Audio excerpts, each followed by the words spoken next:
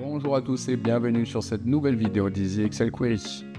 Aujourd'hui, nous allons revoir les bases vraiment du début du téléchargement de Power BI jusqu'à la construction du premier graphique, le tout en une quinzaine de minutes. C'est parti? Allons-y. Alors, nous voilà là où tout commence, le téléchargement de Power BI. Donc, sur l'adresse powerbi.microsoft.com/frfrdesktop, je vous mettrai bien entendu le lien dans la description de la vidéo. Vous cliquez sur télécharger gratuitement, il va vous ouvrir le store. Bon, il me demande est-ce qu'il peut ouvrir le store? Je lui dis oui. Ici, j'ai ouvrir parce que moi, je l'ai déjà téléchargé. Vous aurez téléchargé, il suffit de le télécharger. Je clique sur ouvrir. Cette fenêtre apparaît. Là, j'ai déjà un certain nombre de rapports, donc moi, je vais cliquer sur nouveau rapport. J'arrive sur cette fenêtre-là. Sur cette fenêtre-là, comment elle se présente? Vous avez en haut le bandeau, avec tout un nombre d'options que nous détaillerons dans d'autres vidéos. Vous avez sur la droite des données.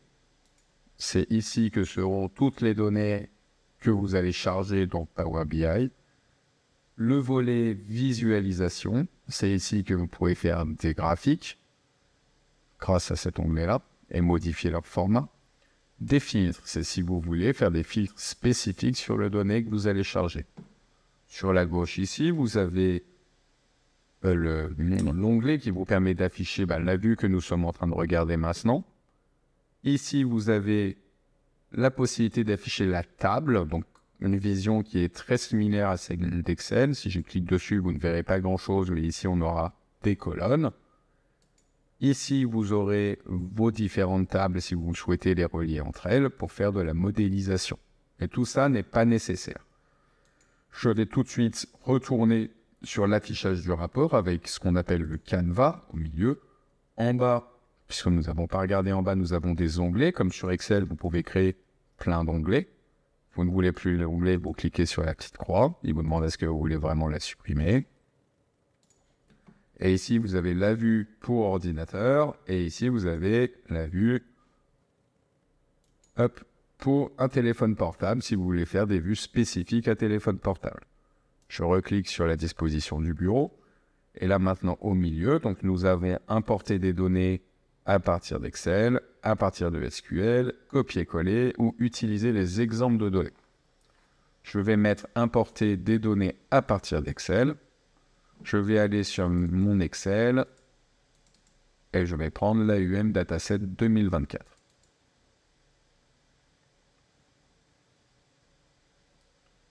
Ici, j'ai une page qui s'ouvre qui s'appelle le navigateur, où je vais avoir ici mon onglet 2024 qui apparaît.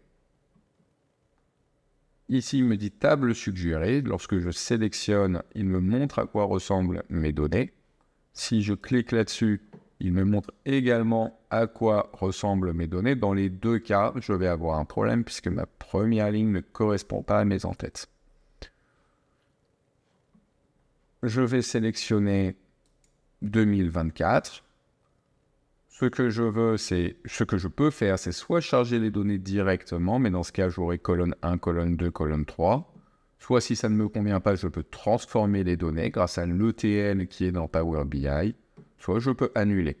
Ici, comme nous avons quelque chose qui ne nous convient pas, on va cliquer sur transformer les données. Il ouvre une interface qui s'appelle Power Query, que nous verrons dans une autre vidéo d'introduction également. J'ai déjà fait un certain nombre de vidéos, mais là on fera quelque chose de très simple, comme celle-ci. En haut, pareil, nous avons le bandeau. À droite, nous avons les propriétés de la requête et ce qui a été appliqué comme étape sur la requête. À gauche, nous avons le nom de la requête. De manière très très simple, je veux supprimer cette ligne-là qui ne me sert à rien. Je vais donc dans la partie ici qui s'appelle « Supprimer les lignes ». Je clique dessus, je vais supprimer les lignes du haut. Power Query me demande combien de lignes je veux supprimer. Je vais en supprimer une. Je clique sur « OK ». Il m'a supprimé la ligne. Une étape sur la droite ici est apparue en me disant « Voilà, j'ai supprimé la première ligne ». Si je clique sur la croix, il me supprimera cette étape et je reviendrai à l'état navigation. Maintenant, je veux que moi, ID client Easyn, soit utilisé à la place de colonne 1, colonne 2, colonne 3. Je vais donc utiliser l'option qui est ici, utiliser la première ligne pour les en-têtes. Je clique dessus de manière très simple. C'est très bien, j'ai tout ce qu'il me faut. Je vais désormais faire une dernière chose. Je sélectionne ma première colonne. Je prends l'ascenseur, je vais complètement sur la droite. Je maintiens la touche Shift et je clique sur le libellé tout en haut. Ça me sélectionne toutes mes colonnes. Et maintenant, ce que je vais faire, je vais aller dans la partie transformer et je vais faire détecter le type de données. Comme vous voyez ici, maintenant, il me détecte le type de données, c'est-à-dire que montant euro source 2, il va me dire c'est du numérique. Ici, c'est du texte. Je suis désormais satisfait de mes données. Je fais fermer et appliquer, fermer et appliquer.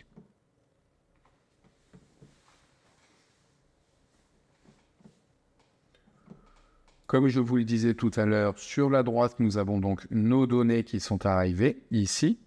Si j'appuie sur la petite flèche qui va hop, vers le bas, je vais avoir l'ensemble de mes champs. Si je vais sur la gauche et que je vais sur l'affichage table, cette fois, on va avoir la vision un peu comme dans Excel de nos données.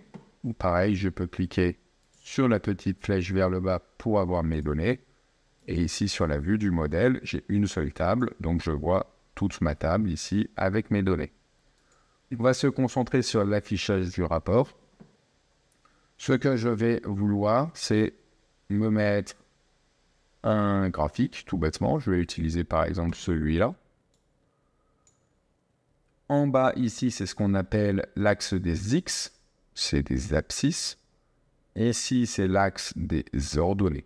Sur la droite, Power BI nous demande qu'est-ce qu'on veut comme axe X, donc sur la barre horizontale. Supposons que nous voulions les mois. Il me semble que c'est une date. Donc je vais le mettre ici, nous allons voir après. Et par mois, je veux le montant en devise. Voilà ce que ça donne pour le moment. Donc c'est un graphique que vous pourriez faire également avec Excel, hein, bien entendu. Si je retire ça et que je mets plutôt l'axe des X, je vais par Easyn. Donc j'ai des codes Easyn et comme vous voyez ici, j'ai tous mes Easyn avec le montant. Vous voyez la simplicité, il suffit de glisser les différentes choses dans soit axe X, soit axe Y. Je vais vouloir maintenant faire un autre graphique, cette fois avec les barres en charge horizontale. Donc dans un premier temps, j'avais pris l'histogramme empilé. Je vais maintenant prendre le graphique à barres groupées. Clique dessus. Power BI m'ouvre cette fenêtre-là que, en allant sur les petites tiques, la grise, hein, je peux mettre la taille que je veux. Je vais le mettre à peu près comme l'autre. Ici, en axe Y, qui est donc l'axe des ordonnées qui se trouve ici, je vais lui mettre par exemple la devise. Et je vais lui mettre le montant en euros sur l'axe X. Donc là, pareil, c'est quelque chose que vous pouvez avoir assez simplement sur Power Query, sur Excel. L'énorme différence que vous avez, c'est ce qu'on va appeler les interactions. C'est-à-dire que nativement, Power BI va vous permettre de faire la chose suivante, c'est que si je clique ici sur Euro, automatiquement, il va me filtrer uniquement les Easyn qui sont en euros. Ça interagit entre eux. Si je clique sur AUD, pareil. Pareil. Si maintenant je veux savoir celui-là, en quelle devise il est, on voit tout de suite que ça c'est de l'USD. Si je clique dessus, celui-là il est en INR. Celui-là en EUR. Celui-là en USD. Si vous voulez changer la couleur d'un graphique, très simplement, ici nous avons vu donc ce panneau-là, avec axe X, axe Y. Je vais aller ici où vous avez marqué « Mettre en forme votre visuel ». Je clique dessus et je vais tout bêtement taper couleur. Et là, comme vous voyez, il me reprend partout les choses où il y a couleur. Donc j'ai tout un tas d'options disponibles sur ce graphique. Et on voit que j'arrive ici à couleur, ici, couleur bleue. Je vais cliquer sur la petite flèche du bas et je vais par exemple le mettre en rouge. Ici, pareil, je vais cliquer dessus, mettre en forme boîte visuelle, je clique dessus, je vais encore taper couleur.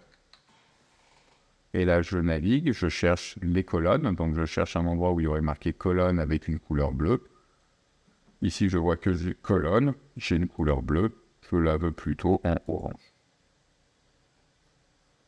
J'ai déjà, donc du coup, mon graphique qui est mis. Et enfin, j'aimerais avoir une vision Excel, quelque part. Donc, une table de données en dessous. Toujours dans mes visualisations ici. Je clique sur table. Power BI m'ouvre toujours pareil ce cadran que je peux mettre à la taille que je veux en attrapant les espèces de petites poignées grises. Hop. Et là, par exemple, donc en haut, j'ai devise et j'ai ISIN. Donc, je vais tout remettre en fait. Je vais mettre d'abord mon ISIN. Ensuite, je vais mettre ma devise. Et je vais mettre mes différents montants en sélectionnant tout bêtement les différentes cases finalement que j'ai ici. Si je veux ne pas le mettre à la suite et que je veux le mettre en haut, je le mets en haut comme ceci. Ici, je vais le mettre ici. Et là, vous voyez, j'ai toutes mes données. Pareil, on peut modifier le format avec mettre en forme.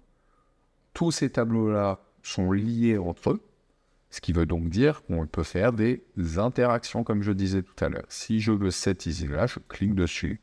Et là, ici, on voit que cet ISIN-là, il apparaît 4 fois dans ma table, il est en USD, et on voit les différents montants, en fait, les mouvements en fonction de la table.